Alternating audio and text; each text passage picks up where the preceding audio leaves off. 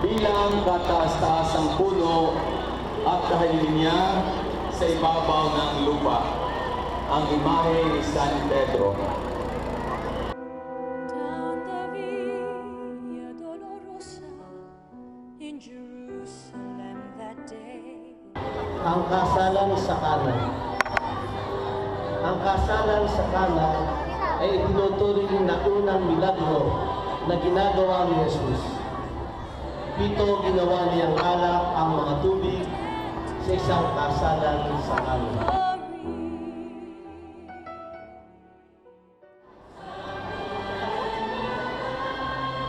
Sa Jesus at ang Samaritana, dito nilalarawan ang pagdating ni Jesus sa bayan ng Sipa at dito natagpuan niya ang balon ni Jacob.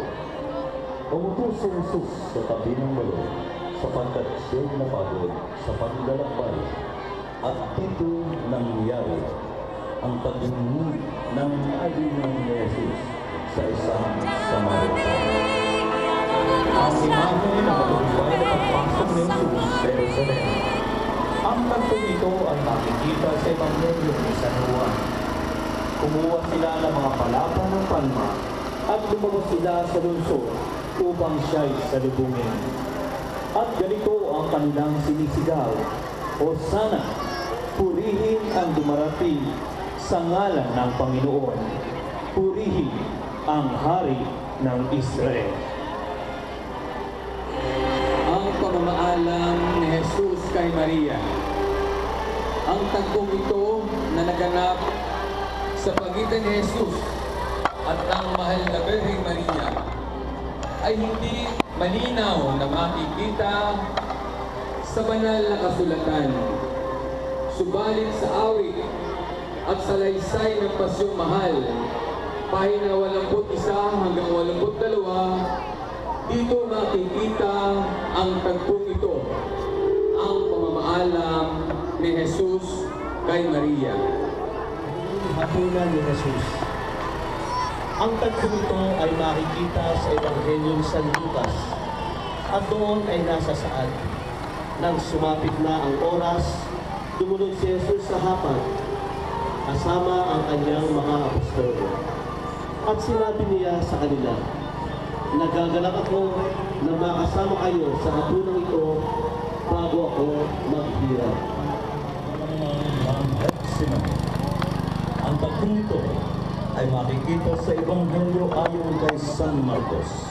At doon na sa saad, lumayo siya at nagpatira pa upang manalangin na kung maaari, huwag nang sumapit sa kanya ang oras ng paghihirap. Nanalangin siya, Ama ko, magagawa mo ba ang lahat ng bagay? Alisin mo na sa akin ang paghihirap na ito, ngunit hindi ang kalooban ko, kundi ang kalooban mo ang masusunod. Ating nasasaksihan ang imahen ng pagkakatuwa o ang pagkakalulong kay Jesus. Ang yugtong ito ng pagkakatuwa kay Kristo, ang salitang pagkakatuwa, ay nangangahulugan ng pagtalikod o pagtanggi. Dito, ipinakikita kung ano tumatalikod ang mga tao sa Kanya at kung paano siya ipinagkanulo ng tao.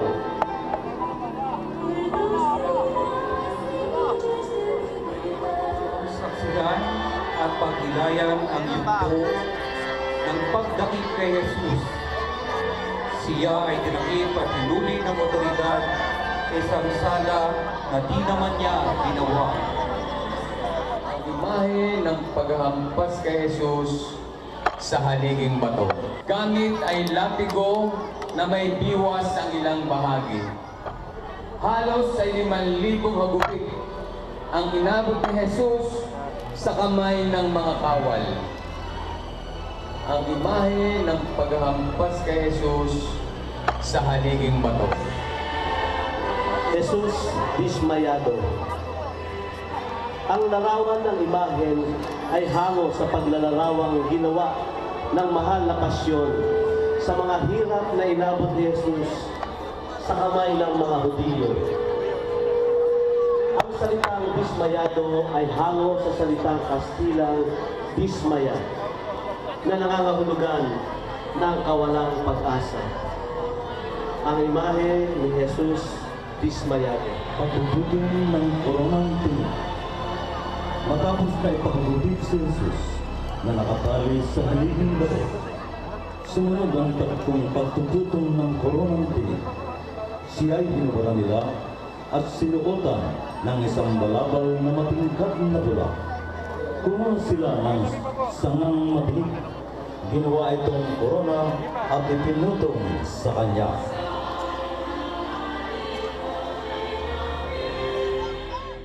Mahal na pastor, pahina 130. Ano ba't hindi maisip ang kay Jesus na tiniis na di magpagtanong sa at di magdalang hapis yaong mga malulupi.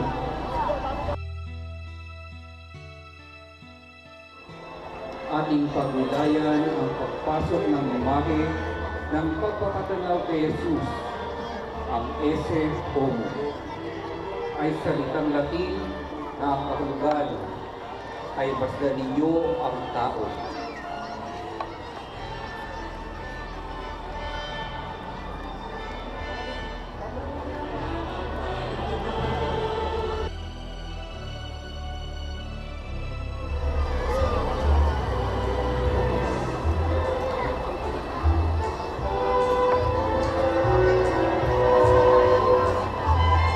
Pagyakap sa banal na krus ni Jesus. Ang tagpong ito ay malinaw na masasaksihan sa banal na pasyon na kung saan buong pusong tinanggap ni Jesus ang krus.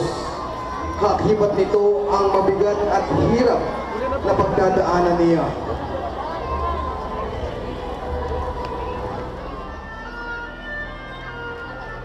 Jesus Nazareno. Ang pagpasok ng imahe ni Jesus Nazareno ay ating saksihan.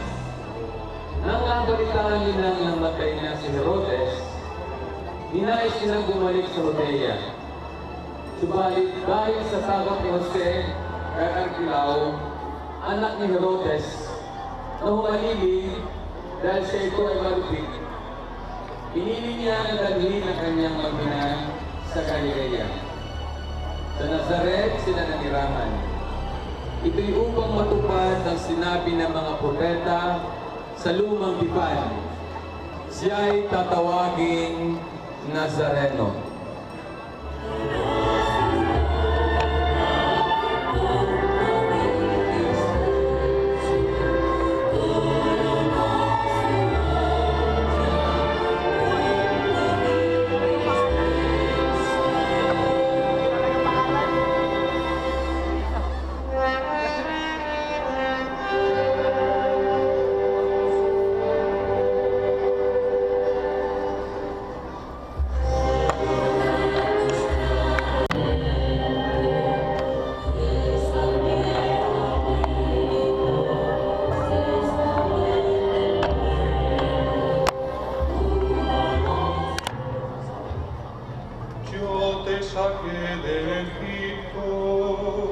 Pagtulong ni Simon na taga Cirene kay Jesus.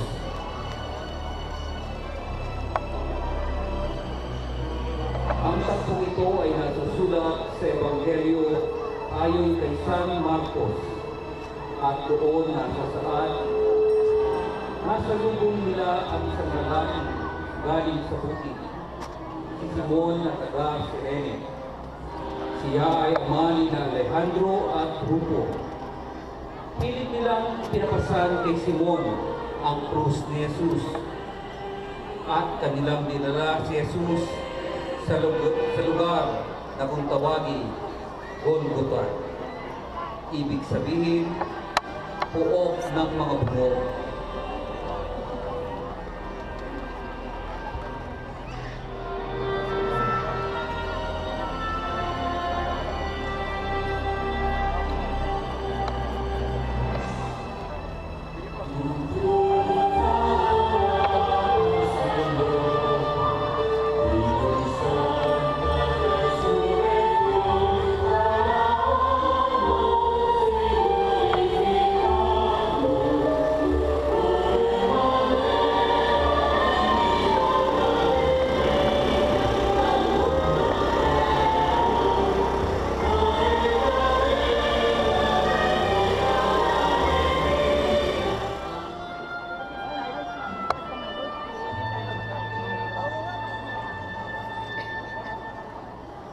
Os doy un mandato nuevo.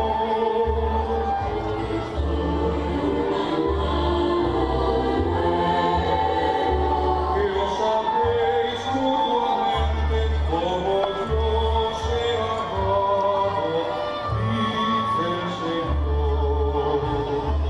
Que os améis mutuamente como yo os he amado, dice el Señor. Si el Señor vuestro Maestro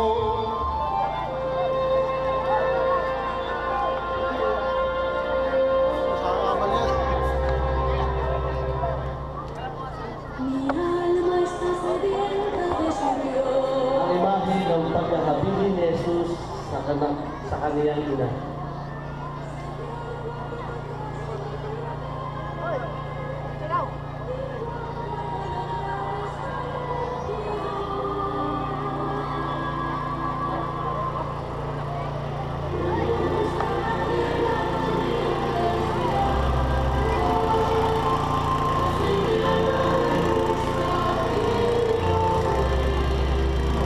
La Piedra.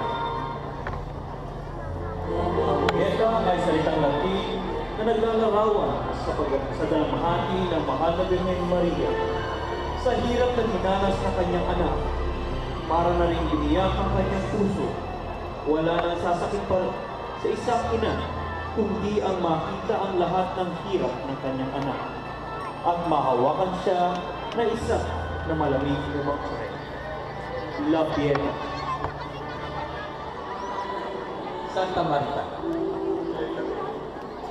Ating saksihan ang imahe ni Santa Marta. Ang tiyak na kasaysayan ni Santa Marta ay matatagpuan sa Bagong Tipan. Siya ay kapatid ni Maria at Lazaro. Ang imahe ni Santa Marta.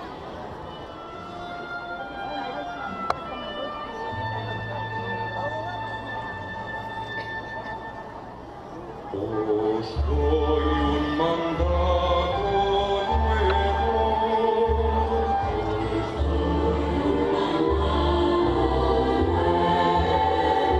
Que os améis mutuamente como yo os he amado, dice el Señor. Que os améis Si Santa Maria Criote. Ating masdan ang imahe na Santa Maria Criote. Si Santa Maria Criote ay sinasabing isa sa mga babaeng naglingkod at tumulong kay Jesus at sa mga apostoles. Kagaya ni na Maria Magdalena, Juana, Salome, at iba pang mga babae.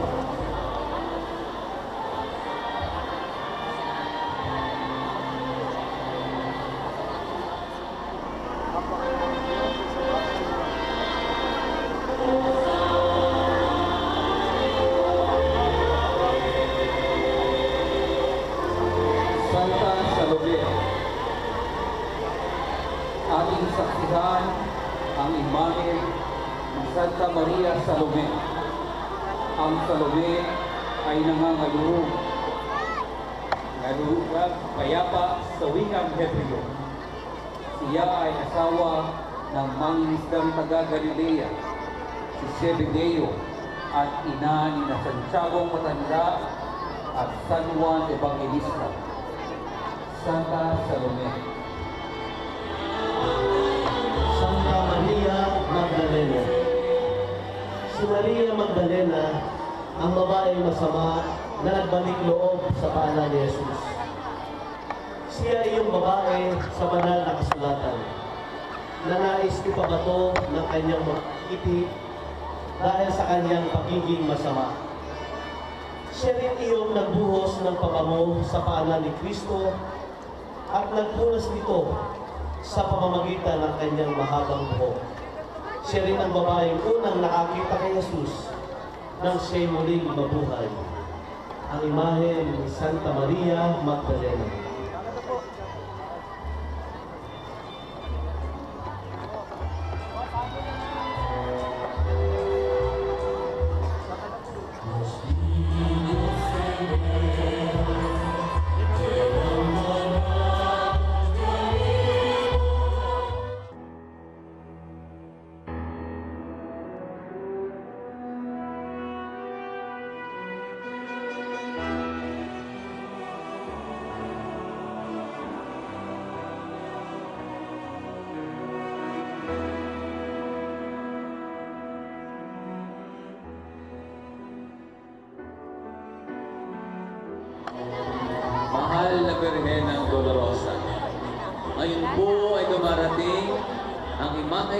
Mahal na Birhen ng Dolorosa. Ito ang titulo ng Mahal na Birhen na ang ibig sabihin ay Inang Nahahapis. Dito nilalarawan ang 7 di masukat na hapis ng mahal na ina.